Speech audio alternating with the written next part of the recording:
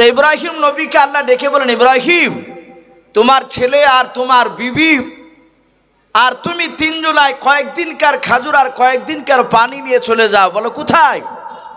বলো উত্তপ্ত বালু রাশিতে, যেই জায়গায় পানি নাই, মানুষ নাই, কোনো গাছ নাই, শুধু বালি, ওই জায়গায় তোমার বিবি সন্তান তাদের মা বেটাকে বনবাসে রেখে এসো। যারা আল্লাহর নবী হবে, আল্লাহর কথাকে অমান্য করতে পারে, সাথে হাতে ওনার বিবিকে ডাকলেন, বেটাকে নিতে বললেন, কোলে নিয়ে চলে গেল। হামাগুড়ি দিতে শিখেছে ইসমাইল আলাইহিস সালাম, ছোট্ট বাচ্চা। নিয়ে যাওয়ার পর বাপজি সেই উত্তপ্ত বালু রাশিতে রেখে দিয়ে ইব্রাহিম নবী কিছুদিনকার পানি আর খাজুর বাপজির সঙ্গে দিয়ে উটের লাগামটা ধরে বাড়ির দিকে চলে যাচ্ছে। মা হাজেরা চিন্তা করছেন, আমার স্বামী এখানে রেখে দিয়ে চলে যাচ্ছে কেন? আমি তো কোনো আঘাতজনক কথা বলি নাই, আমার ব্যবহারে এমন কি ত্রুটি পেল যে আমার স্বামী আমাকে রেখে দিয়ে চলে যাচ্ছে? হযরতে মা হাজেরা আলাইহা সালাম বাবা হাতখানা আকাশের দিকে উঁচু করে চিৎকার করে বলতে লাগলেন, ওগো আল্লাহর নবী আপনি দাঁড়িয়ে যান। হযরত ইব্রাহিম নবী পয়গম্বর আলাইহিস সালামের কানে গিয়ে বাবা আওয়াজটা ধাক্কা লাগলো। হযরত ইব্রাহিম নবী পেছন দিকে বাবা ঘুরে তাকালেন। নাও কোরআন শরীফের তাফসীর মারিফুল কোরআনে পাওয়া যায়, হযরত মা হাজেরা দ্বিতীয়বার হাত দুখানা উঁচু করে চিৎকার করে বলেছিল, ওগো আল্লাহর নবীজি দাঁড়িয়ে যান, আপনি উত্তপ্ত বালুর রাশিতে আমাকে আর আমার কলিজার টুকরা সন্তানকে রেখে কেন আপনি বাড়ির দিকে চলে যাচ্ছেন বলেন? হযরত ইব্রাহিম নবীর কানে গিয়ে বাপজি দ্বিতীয়বার ধাক্কা লাগলো, কথা বললেন নাও, পেছন দিকে ঘুরে তাকালেন না। তিনবার যখন আপনার আওয়াজখানা বাপজি দিলেন, মা হাজেরাও হাত দুখানা উঁচু করে চিৎকার করে বলেছিলেন, ওগো ইসমাইলের আব্বা। হযরত ইসমাইল আলাইহিস সালামের আব্বা যখন বাবা বললেন, মা হাজেরা চিৎকার করে ডাক দিলেন, আর সঙ্গে সঙ্গে বাবা হযরত ইব্রাহিম নবী পয়গম্বর তিনি আপনার পেছন দিকে ঘোরালেন। মা হাজেরা ডাক দিয়ে বলেন, ওগো আমার স্বামী একটু দয়া করে বলুন, আপনি কেন উত্তপ্ত বালুর রাশিতে আমাকে রেখে দিয়ে চলে যাচ্ছেন? আমার সন্তানকে রেখে দিয়ে চলে যাচ্ছেন, কবে আসবেন তাও তো বললেন না। আপনার আমি কি এমন অন্যায় করেছি একটু খুলে বলুন। হযরত ইব্রাহিম নবী পয়গম্বর আলাইহিস সালাম উনি কোনো কথা বললেন না। আরবিতে বাবা হাতটাকে আপনার ইয়াদুন বলা হয়। এই হাতটা আকাশের দিকে উঁচু করার পর এই আঙুল দিয়ে বাপজি ইশারা করে বলতে চাইলেন, আমি আল্লাহর হুকুমে রেখে গেলাম। জোরে বলুন সুবহানাল্লাহ। মা হাজেরা বুঝতে পেরেছে যে আমার স্বামী নিজের ব্যক্তিগত মতে রাখতে আসেনি, আল্লাহ রাব্বুল আলামিন তাকে হুকুম করেছে, তা রেখে গিয়েছে। থাকতে লাগলেন, আর কোনো কথা বললেন না।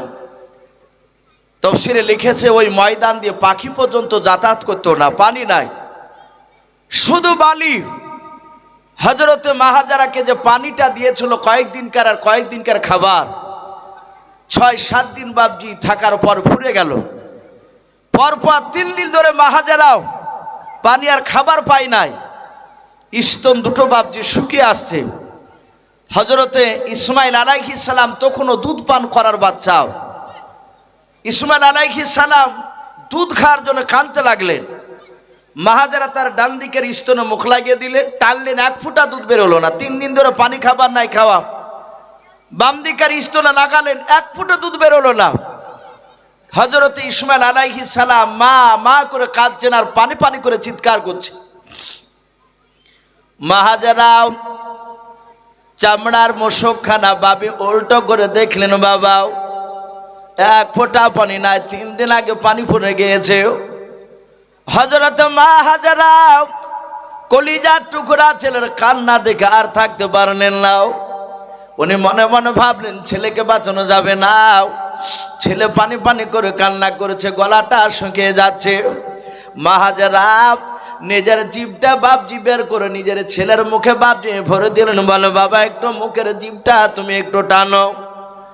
মা হাজেরার উদ্দেশ্য ছিল হয়তো একটি জিভের লালা নিজের সন্তানের হয়তো গলাতে একটু পৌঁছালে হয়তো গলাটা একটু ভেজবে, কিন্তু না না, মা হাজারার মুখটাও বাপ যে শুকে গিয়েছে।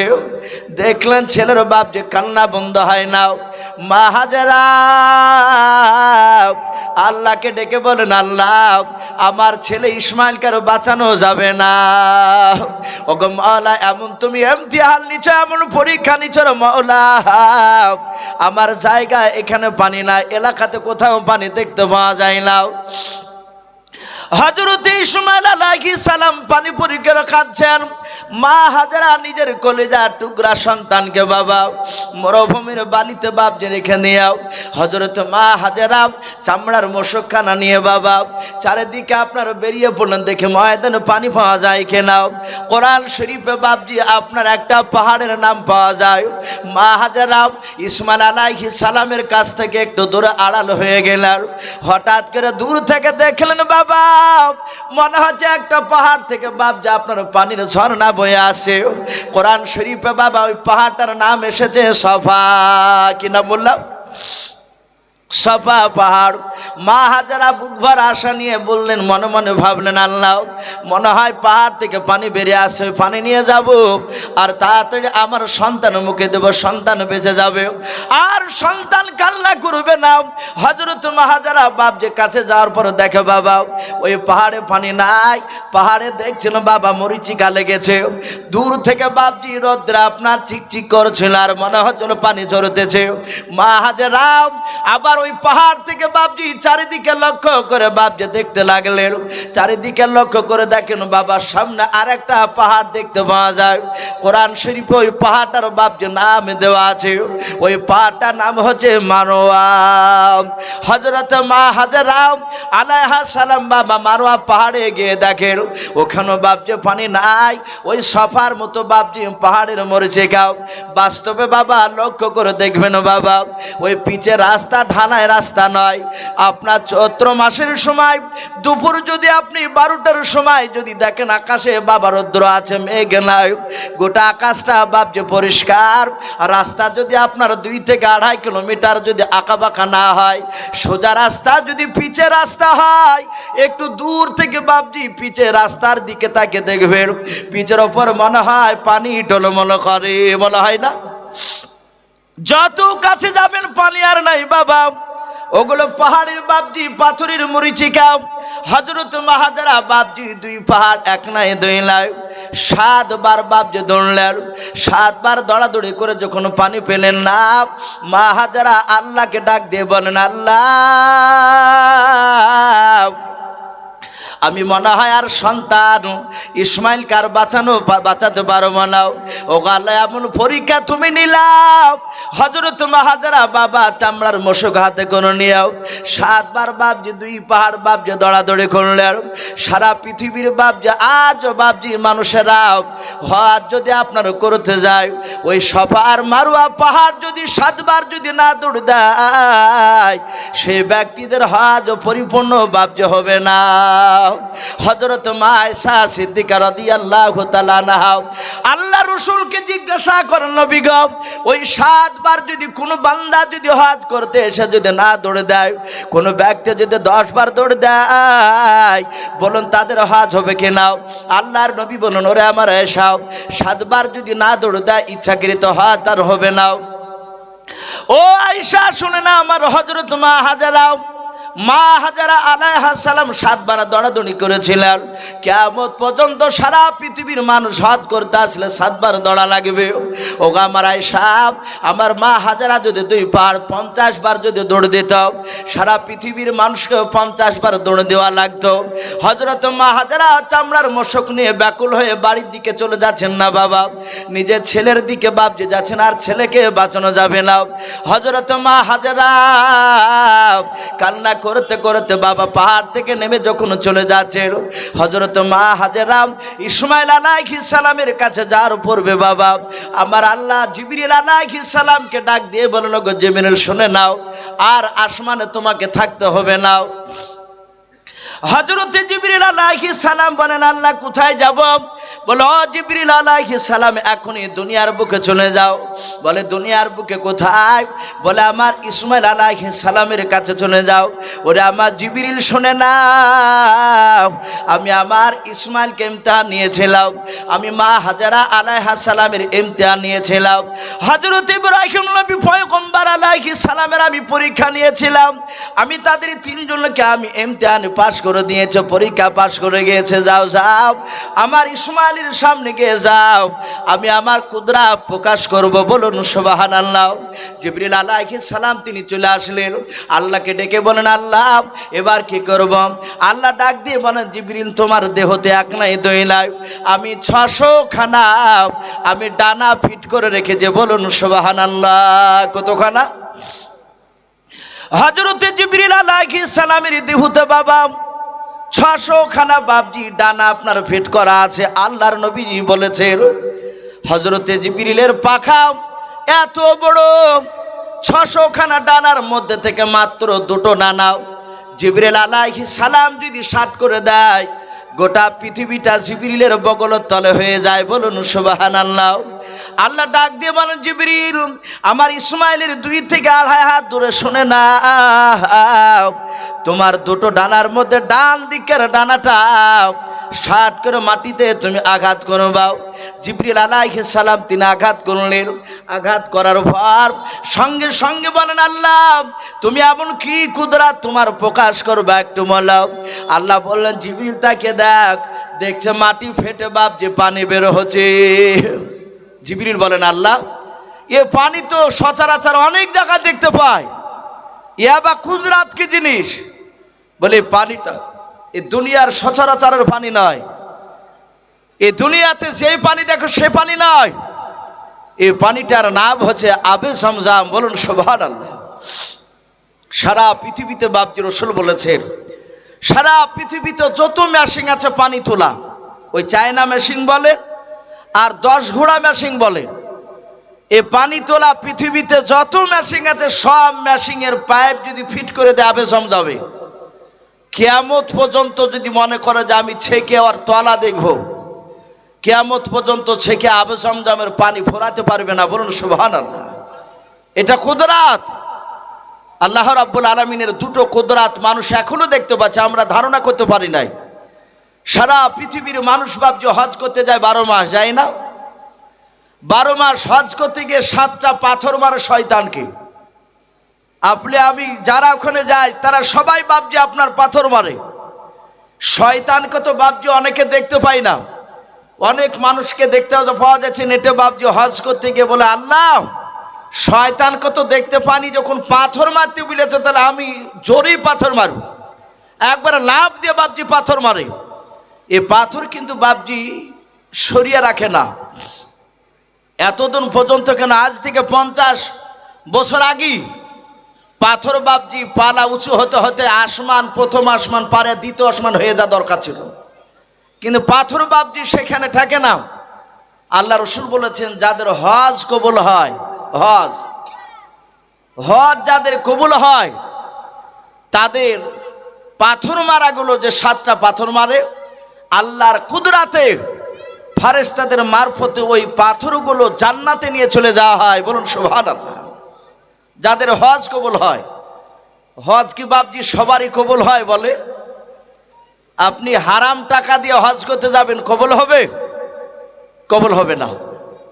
অথচ বাপজি হজ থেকে ফিরে এসে অনেক মানুষ দাড়ি, হজে ছিল দাড়ি ছিল, বাড়িতে এসে 1-8 বছর পর দেখা যাচ্ছে আস্তে আস্তে দাড়িকে চাইছে কাটিয়ে শেষ করে দিচ্ছে, কিন্তু হাজি সাহেব না বলে আবার রাগ হয় ওর। কিন্তু বাপজি সবারই হজ কবুল হয় না। হজ নির্ভেজাল টাকার দরকার, তবে বাপজি সেই ব্যক্তির হজ কবুল হবে। তা আমার জিবরিল আলাইহিস সালাম দেখলেন পানি ফেটে বা মাটি ফেটে পানি বের হলো। মাহাজারা আসার আগে দেখছেন ইসমাইল পানিতে খেলা করছেন। বলুন আলহামদুলিল্লাহ। বাচ্চা ছেলে মাহাজারে এসে কাকর বালি দিয়ে ঘিরে দিলেন। উনি জানেন না যে আবে জমজমের ইদারা, কাকর বালি দিয়ে ঘিরে দিলেন। মুফাসসিরে কেরাম লিখেছেন মাহাজারা যদি ঘিরে না দিতে আজ আপনাদের সন্ন্যাসী ডাঙ্গাতে ওই পানি চলে আসতো, গোটা পৃথিবীতে আসতো। তাহলে ওই পানি যদি আবে জমজমের আসে তাহলে বাপজি এত মূল্য হতো না। পৃথিবীতে আবে জমজমের পানি দাঁড়িয়ে খাওয়ার সুন্নাত না বসে খাওয়ার সুন্নাত? একটু বলো। দাঁড়িয়ে খাওয়ার সুন্নাত। অথচ আমরা হাজী সাহেবকে দেখতে গেলে হাজী সাহেব যদি পানি দেয়, যদি গিলাসে দেয়, তো দেখা গেল গিলাসটা নিয়ে পশ্চিম দিকে দাঁড়ায়, দাঁড়িয়ে গিলাস আর ঠুট লাগায় না। ও ভাবে যে গিলাসে তো অন্যজনা মুখ লাগিয়েছে, দিয়ে মাল একবারে এইভাবে হাতকে উঁচু করে বাপজি যে দোকানে যে চায়ের দোকানে যেভাবে পানি খায় ওইভাবে ঢক ঢাক করে চালাচ্ছে, কিন্তু দাঁড়িয়ে। এই পানিটা কিন্তু সুন্নাত আদায় হবে না, তার গুনাহ হবে। পশ্চিম দিকে মুখ করে তিল দমে খাওয়া এবং ঠুট লাগিয়ে মুখ লাগিয়ে যে কোনো রোগের উদ্দেশ্য যদি খান, বাইজুবি শরীফের হাদিস, আল্লাহ নবী বলেছে আপনার পেটের যদি ব্যথা হয় সে একটা ব্যথার উদ্দেশ্য করে যদি খান, এটা আমার কথা না, নবী বলেছেন তার রোগ ভালো হবে। বলুন সুবহানাল্লাহ। এটা নবীর কথা, কিন্তু আমরা নিয়াত ঠিক করতে পারি না। এ আবে জমজমের পানি আর একটা পানি পৃথিবীতে দাঁড়িয়ে খাওয়ার সুন্নাত কেতাবে এসেছে, সেটা হচ্ছে বাপজি অজু করার পরে অনেক জায়গায় বদনাতে পানি থেকে যায়। এখন তার মসজিদের বদনাতে অজু হচ্ছে না, এখন ট্যাপে। তো বদনাতে পানি নিয়ে অনেকের এক ঢোক দেখেন অজু করতে যায়, বদনা উভুর করে ছাতকের এক ঢোক পানি পড়ে যায়। ওই পানিটা বদনা রাখবেন না। যদি খান দাঁড়িয়ে খাওয়ার সুন্নাত, আর যদি না খান তাহলে বাম দিকের গোড়ালিতে পায়ের যে টাকনু ওই বাম দিকের পায়ে ঢেলে দেবেন। এটা হচ্ছে সুন্নাত তরিকা। কিন্তু বদনাতে বাপজি পানি রাখতে নাই। এই আবে জমজমের ইদারাম তাহলে বুঝতে পারলাম ইব্রাহিম নবী জামানায় ইসমাইল আলাইহিস সালামের সামনে জিবরিল আলাইহিস সালামের ডান দিকের আঘাতে মাটি ফেটে পানি যে বের হয়েছিল, ওই পানিটাই হচ্ছে আবে জমজম। এই আবে জমজমের ইদারা আস্তে আস্তে আস্তে আস্তে বাপজি মাটি পড়ে পড়ে বন্ধ হয়ে গিয়েছে। অনেক জায়গায় বাগান পরিষ্কার করে মাটি কাটতে গিয়ে দেখা যায় মাটির ভিতরে ঘর পাওয়া যায় না, ছোট ছোট ইটের ঘর। অনেক জায়গাতে ইদারা পাওয়া যায়, তার মানে এখানে বাড়ি ছিল, ভবিষ্যতে বহুদিন আগে বাড়ি ছিল।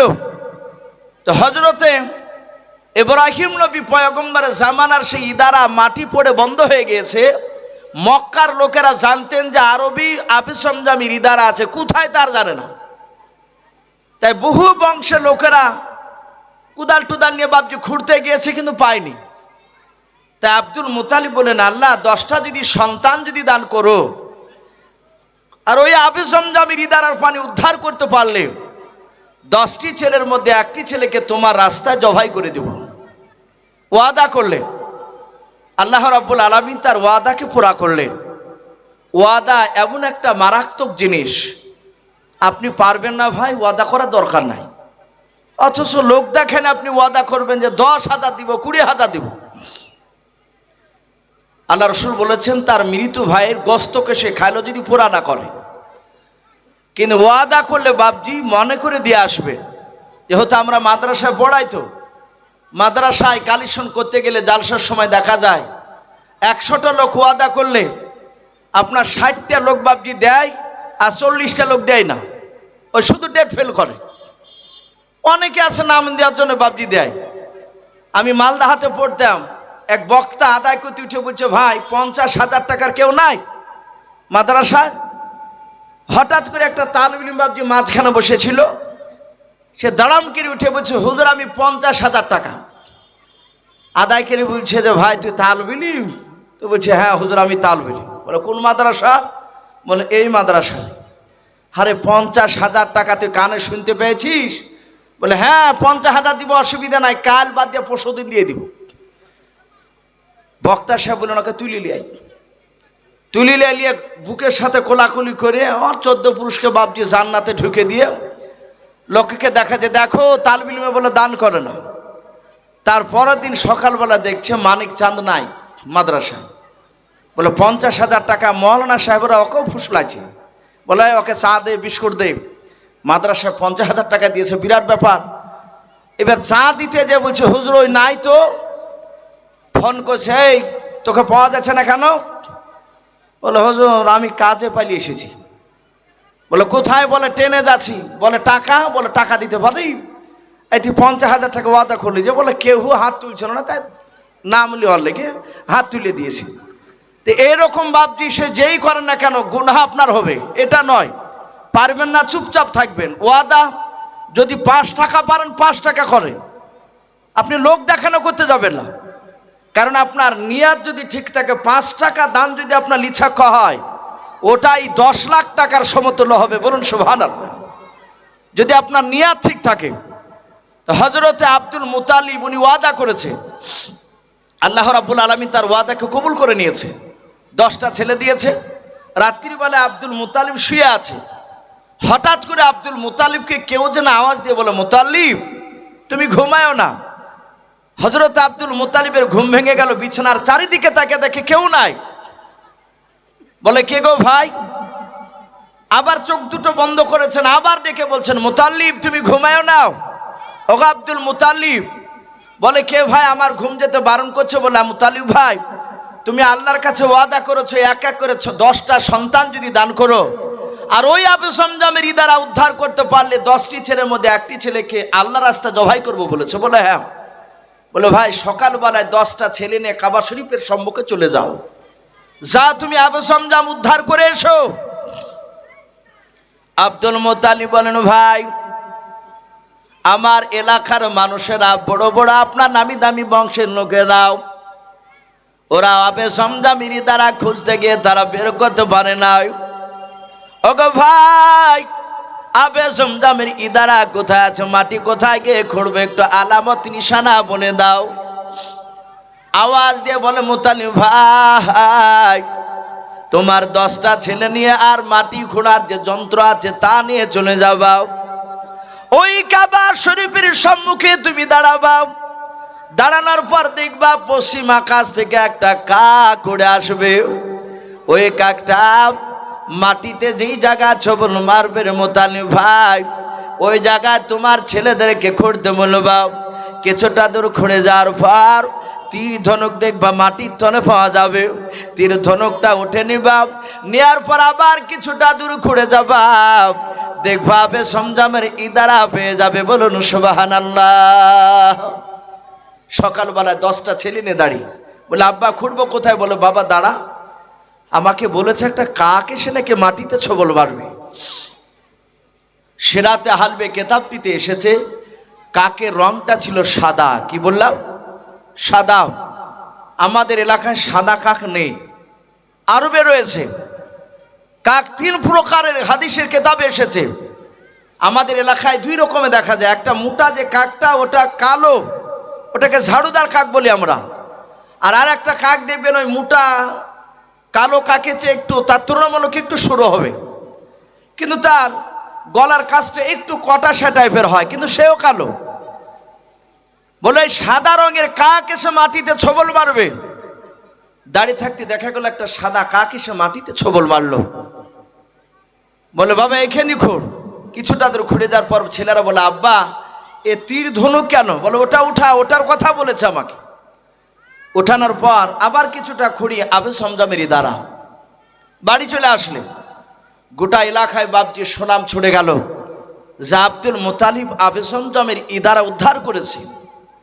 লোকেরা দেখলো যে আমরা অনেকে গিয়েছি, পারি নাই, কিন্তু এই লোকটা আব্দুল মুতালিব উনি সৎ, উনি সত্যি সৎ ছিলেন, ভালো মানুষ ছিলেন, কিন্তু গরিব আব্দুল মুতালিব। তাই এলাকার লোকেরা মুড়লেরা আলোচনা করে বলল, ভাই আমরা অনেকে হারাম টাকার পোশাক পরে থাকি। মক্কার লোকেরা বদমাইশ যারা কাফের ছিল তারা কাবা শরীফকে সম্মান দিত। আজ আমরা অনেকে বাপজি গুনহার কাজ করে মসজিদে যাই না, আমরা ভয় করি না। কিন্তু কিছু মানুষকে দেখা যায়, কিছু যুবক ছেলে দাঁড়ায় থাকলে বলে, ভাই একটু আসেন। সে ডাইরেক্ট বলে, মৌলানা সাহেব আমার যাওয়া যাবে না। বলে কেন? বলে প্যান্ট পরেছি, পেছাব টেছাব হয়তো পড়ে টরে যেতে পারে।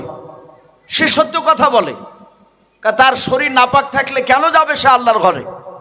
এটা ভালো কথা। সে যুবক, সে হয়তো তার সন্দেহ হচ্ছে প্যান্টের উপরে। তাকে আমি ধন্যবাদ জানাই যে আল্লাহর ঘরকে তো সে সম্মান দিচ্ছে। কিন্তু যুবক, আমি তোমাদেরকে বলবো, প্যান্ট নাপাক এই কথা তোমরা মুখ দিয়ে বলবা না, কারণ মাউতের কথা বাপজি কারো গ্যারান্টি নাই।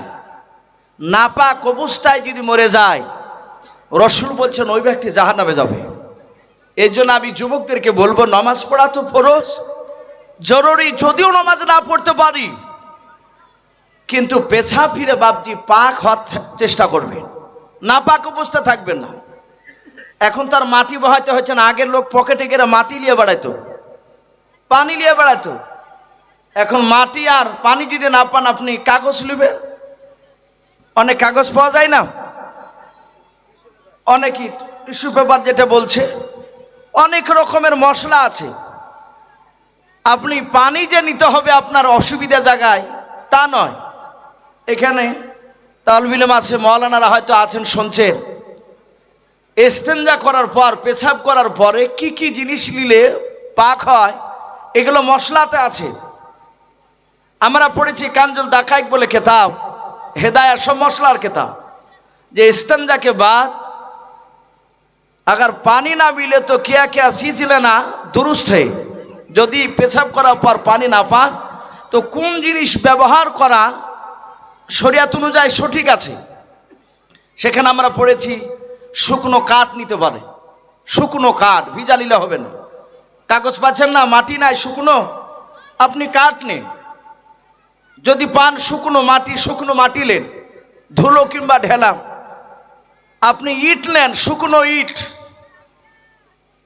আপনি কাগজ নেন, যে কাগজে আরবি লেখা নাই, সব কাগজ নেওয়া হবে না, যে কাগজে আরবি লেখা নাই। আমরা পড়েছি এগুলো মশলা, যারা পড়েন তারা নিশ্চয় মশলাগুলো বুঝতে পারবে। কিন্তু অনেক মানুষ ক্যাট পাকা থাকে, তো এখন ইট লোয়া জায়জের কথা বলেছে, কতটা নিতে হবে তা তার বলেনি। আমরা বুখারি পড়ছিলাম, 10টা ছেলে ছিলাম, আল্লাহ বেঁচে রাখলে দিন 20 পর ওই ছেলেটার গ্রামে, আমার সাথীর গ্রামে জালসা আছে নদিয়ায়, ছেলেটার নাম সাইফুল। তো ছেলেটা একটু শর্ট সাইডের, খুব ফুটতাল ছিল, খুব লোকড়ে ছেলে দেখে আমরা বলি। এখন হুজুর বলেছে যে ইস্তেঞ্জা করার পর ইট লোয়া জায়েজ আছে। এখন কতটা ইট নিতে হবে হুজুর আর ওটা ভাঙে বলেন। এখন ও আপনার আসর নামাজের পর, মাদ্রাসায় তো খেলা হয়, ছেলেরা সব ফিল্ডে, কেউ ক্রিকেট খেলে, কেউ ভলি খেলে, বড় ফিল্ড থাকলে। তো বেলডাঙ্গা সুরুলিয়া মাদ্রাসা পড়ি আমরা, হুজুরা সব বসে আছে, ওই রকম চেয়ারে জন বসে আছে, ভাইরা ওই রকম ভাবে 10-12টা শিক্ষক বসে আছে, আমরা খেলাধুলা করছি। হঠাৎ করে হুজুর আমাকে ডেকে বলছি, শো, আচ্ছা ওই সাইফুল ছেলেটা ওই ন্যাংড়া কেড়ে হাঁটছে কেন? মানু কুলুক নিয়েছে, নিয়ে ঢেলকে বাপনে কুলুককে নিয়েছে, নিয়ে বাপজি ও বেঁকা বেঁকা কেড়ে হাঁটছে। অনেক লোক বলে না যে পেশাব ফিরিয়ে হাঁটতে হয়, না হলে পেশাব ক্লিয়ার হবে না, বলে না অনেকে। তো ওই তালবিনটা বাপজি ও কুলুক নিয়েও হাঁটছে এক সাইড দিয়ে। তো হুজুর বলছে, জিজ্ঞাসা করছেন ওর ফোড়া মোড়া হলো নাকি? তা আমি জিজ্ঞাসা, যাই সাইফুল ভাই তোর কি হয়েছে? তখন বলছে যে মুখে হাত দিয়ে বলছে যে কথা বলা যাবে না। আসলে বলা যাবে না, পেশাব ফিতে আর কথা বলা একটা বেয়াদবি। আচ্ছা হুজুর কথা বলা হবে না, তাই যাই জিজ্ঞাসা কর। আবার জিজ্ঞাসা করেছি, এই তোর কি হয়েছে, ওভাবে মাজা বেঁকে হাঁটছিস কেন? তখন বলছে যে কুলুক লিয়েছি। হুজুরও শুনছে, বলে এই কুলুক লিয়েছিস, কি লিয়েছিস কুলুক? এই বেয়াদব, কুলুক লিয়ে ভাব কুকুরি হ্যাঁ মানুষ হাঁটে? তখন কাপড়ের ভিতর থেকে বাপজি সেই ফর্মা ইটের গোটা ইটকে বার করছি।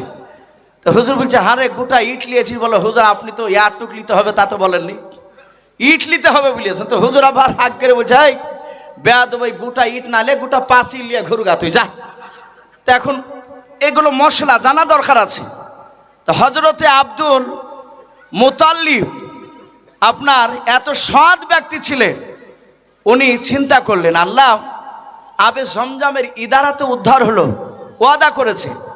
তো উনি চিন্তা করছেন 10টা ছেলের মধ্যে কাকি বা কুরবানি করা যায়, কাকি জবাই করা যায়।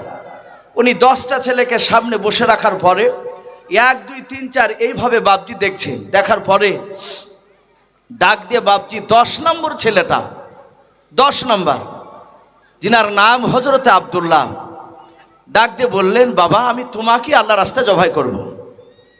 উনি এত ভালো ছিলেন, উনি মুচকি মুচকি হাসছেন, বলে আব্বা আপনি আমাকে জবাই করবেন? বলে হ্যাঁ। বলে অসুবিধা না, আমি রাজি আছি। লোকেরা অবাক যে ছেলেতে জবাই হওয়ার জন্য বাপজি সেও রাজি হয়ে গেছে। ও জানে যে আমার আব্বা ওয়াদা করেছে, ওয়াদা পুরা করবে, এবং আব্বা 10টা ভাইয়ের মধ্যে আমাকে বাছাই করেছে। সঙ্গে সঙ্গে ডাক দিয়ে বলল যে আব্বা আপনি কবে জবাই করবেন? বলে আগামী মাসের অমুক তারিখে, একটা দিন নির্ধারিত হয়েছে। সেই জামানায় ইহুদির বড় বড় পণ্ডিত ছিল, তারা তৌরাত জুবুর ইঞ্জিলে পড়েছে আমরা এমন একজন নবীকে পেয়েছি, আদম নবী আলাইহিস সালাম থেকে নিয়ে সব নবী ঈসা নবী পর্যন্ত, ঈসা আলাইহিস সালাম যে যত নবী আল্লাহ পাঠিয়েছেন সবাই বলেছে আখিরি জামানার একজন নবী আসবে, তিনার নাম হবে মুহাম্মদ রাসূলুল্লাহ বলুন সাল্লাল্লাহু আলাইহি ওয়াসাল্লাম। এবং 53টা নবী রাসূল তারা আফসোস করেছিলেন, আল্লাহ আমাকে নবী রাসূল না করে সেই জামানার নবীর যদি আমাকে উম্মাত করে যদি পাঠাতাম, নবী হওয়াতে যতটা খুশি হয়েছি সেই জামানা নবীর উম্মাত হলে এর চেয়ে 3 গুণ বেশি খুশি হতাম। বলুন সুবহানাল্লাহ। আমরা কত ভাগ্যবান, আমরা কেউ আল্লাহর কাছে চাইনি, বিনা চাহতে আল্লাহ মুহাম্মদ সাল্লাল্লাহু আলাইহি ওয়াসাল্লামের উম্মাত করেছে। বলুন আলহামদুলিল্লাহ। ইহুদির আলেমরা ডাক দিয়ে বলেন ভাই, 4-5টা নয় 6-7টা ইহুদির আলেম আব্দুল মুতালিবের কাছে আসলেন, এসে বলেন ভাই আপনি এই ছোট ছেলেকে কুরবানি করব বলেছেন, আপনার ছেলে আব্দুল্লাহকে? বলে হ্যাঁ। বলে কি কুরবানি করেন? বলে কেন? বলে আমরা তৌরাত জুবুর ইঞ্জিলে পড়েছি আখিরি জামানার একজন নবী হবে, ওনার নাম হবে মুহাম্মদ সাল্লাল্লাহু আলাইহি ওয়াসাল্লাম, ওনার আব্বার নাম হবে আব্দুল্লাহ, আর আব্দুল্লাহর আব্বার নাম হবে আব্দুল মুতালিব, আপনার নাম আব্দুল মুতালিব না? বলে হ্যাঁ। বলে আপনার ছেলে আব্দুল্লাহর চালচলন কথাবার্তা দেখে মনে হচ্ছে এরই অরুষজাত সন্তান আখিরি জামানার নবী হবেন। বলুন সুবহানাল্লাহ। বলো ভাই কি করতে হবে? বলে আপনি লটারি কাটুন, আব্দুল্লাহর নাম একদিকে আর 10টা উটের নাম অপর দিকে লিখলেন। ঘটনা অনেক লম্বা।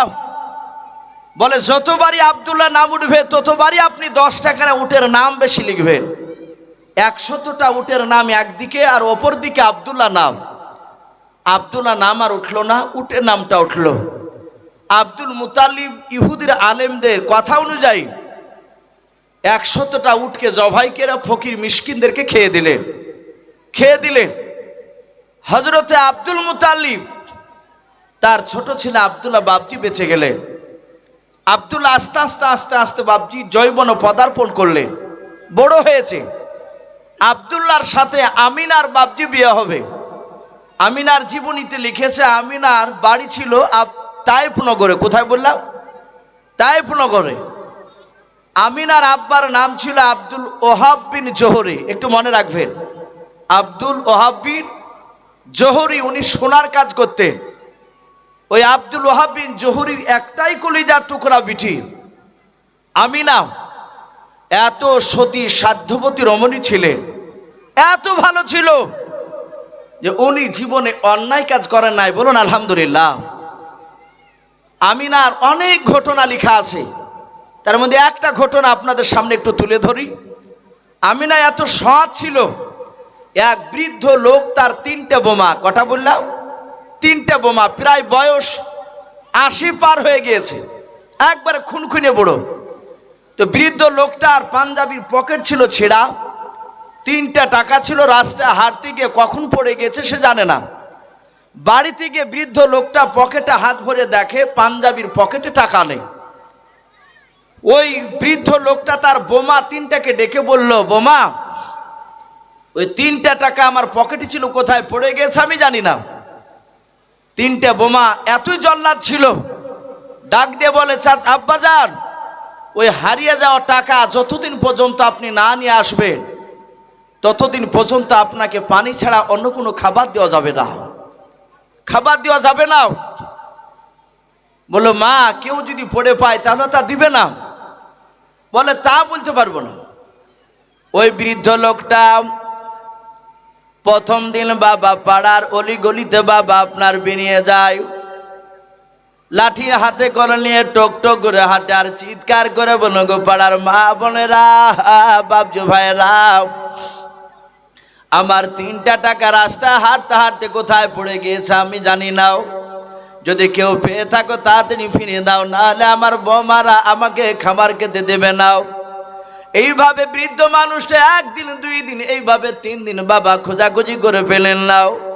4 দিন 4 দিন বাবা ওই বৃদ্ধ লোকটা তার বৌমাদেরকে ডেকে বলেন, বৌমারাও 4 দিন ধরে পেটে পানি ছাড়া অন্য কোনো খাবার নাই, আমি কোমরে বল পাচ্ছি না, শক্তি কমে যাচ্ছে রে বৌমা, আমাকে তাড়াতাড়ি 2টো খাবার খেতে দাও।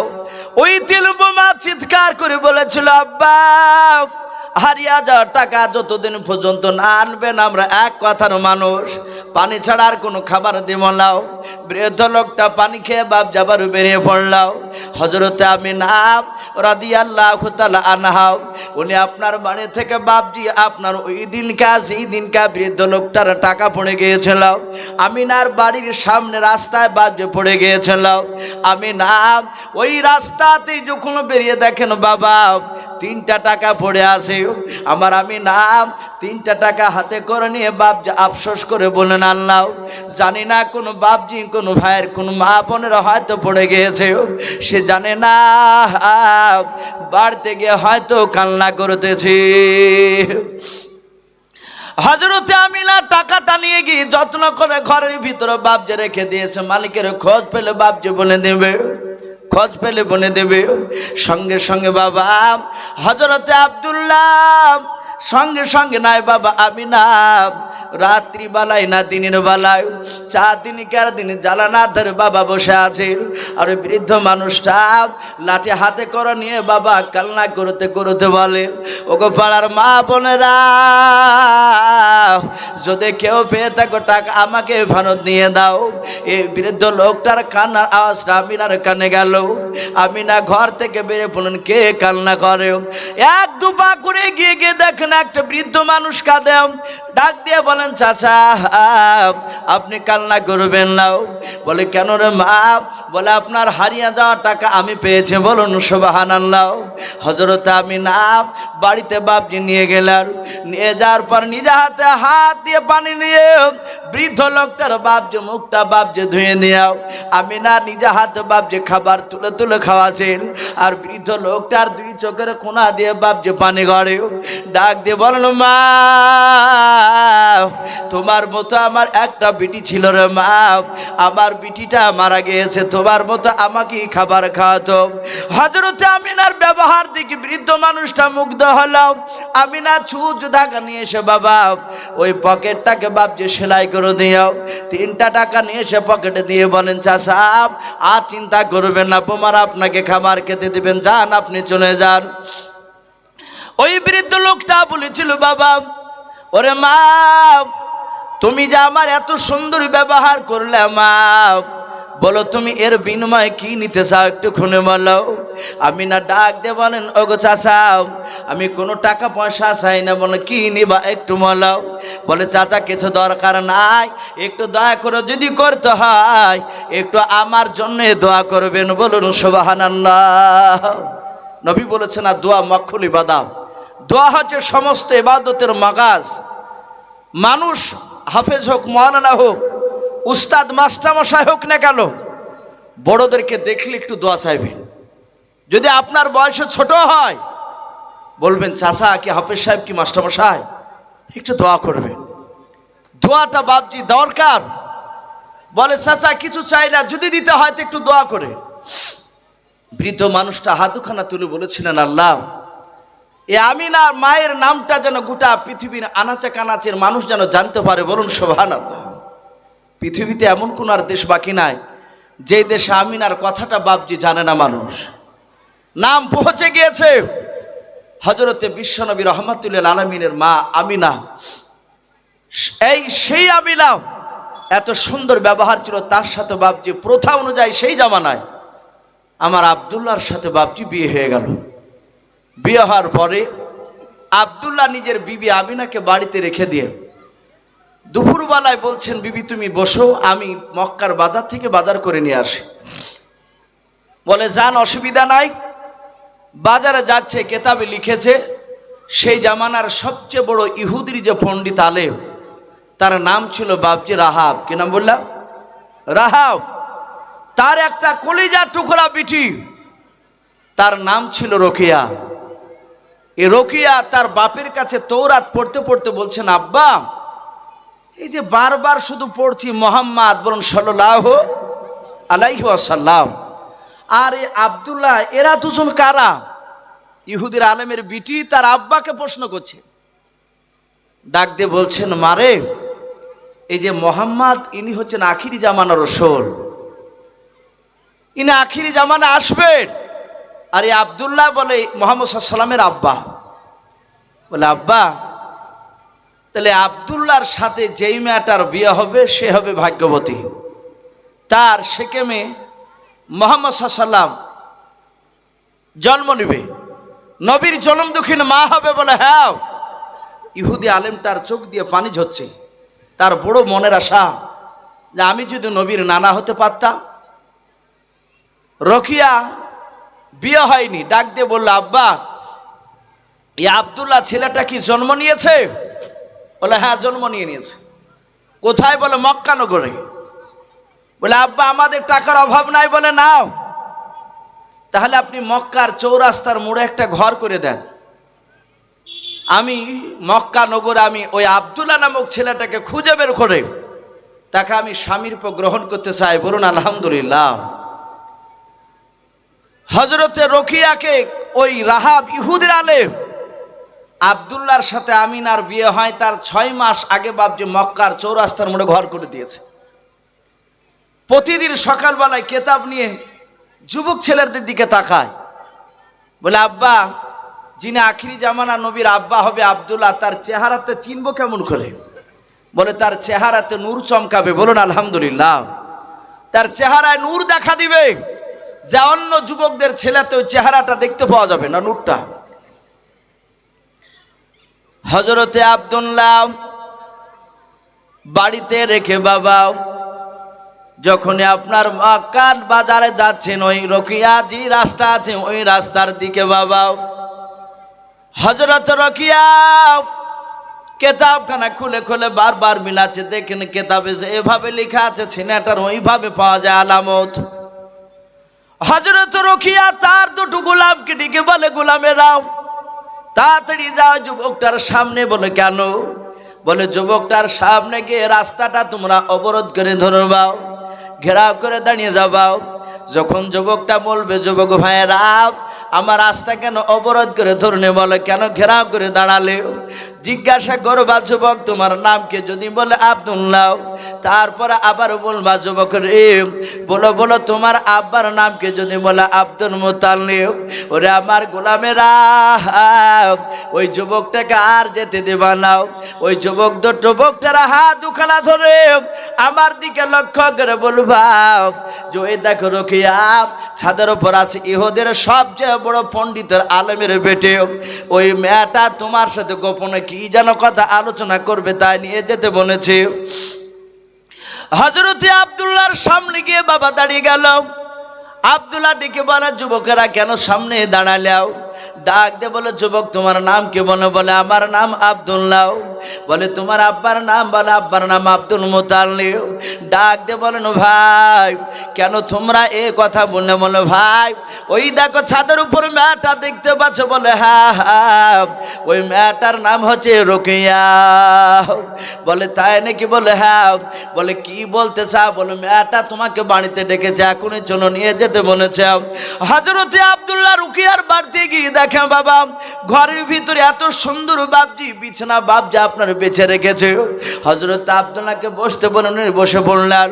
তারপর দেখলেন মক্কার বাবা দামি দামি যত ফল ছিল সব ফলগুলো বাপজি বাসনে আপনারা সাজিয়ে নিয়াও। আব্দুল্লাহর বাপজি এত সুন্দর করে আদর আপ্যায়ন করল।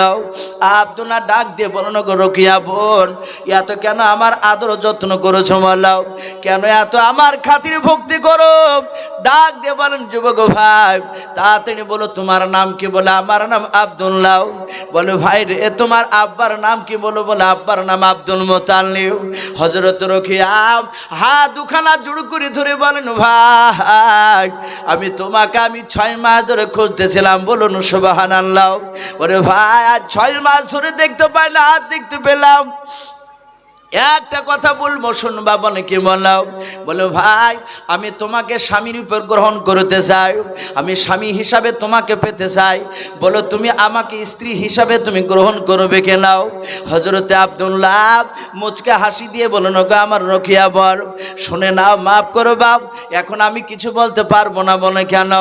বলে আজকে দিনের বেলায় ওই তায়েফ নগরীর বাসিন্দা আব্দুল ওহাব বিন জোহরি বলে এক ভদ্রলোক, তার একটাই কলিজার টুকরা বেটে, তার নাম ছিল আমিনাও।